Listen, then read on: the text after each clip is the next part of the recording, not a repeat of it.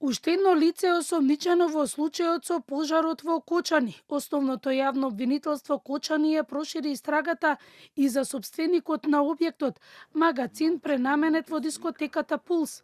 Сопственикот на објектот е осомничен како соизвршител за тешки дела против општата сигурност.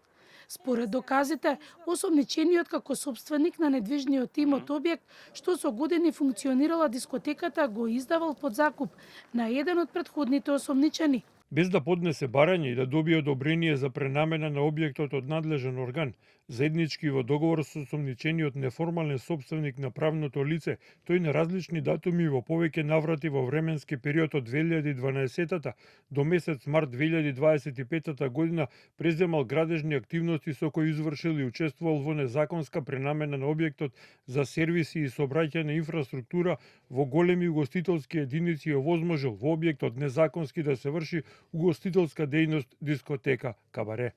Јавното обвинителство до судијата на претходна постапка достави предлог за определување мерки за предпазливост. Од вчера започнаа сослушувањата на законските застапници на сите жртви во пожарот во кочанската дискотека Пулс. Сослушувањата се во обвинителствата во Кочани, Штип и Скопје во соработка со организацијата Сапорт Кочани. Во пожарот на 16 март загинаа 59 луѓе, тројца повредени кои се лекуваа во странство починаа, а 200 луѓе беа повредени. За пожарот во Кочани се осомничени околу 60 луѓе. Обвинителството најави дека истрагата ќе заврши до средината на јуни.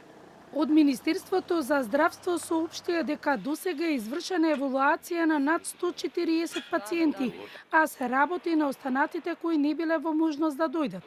Во странство се лекуваат 9 пациенти.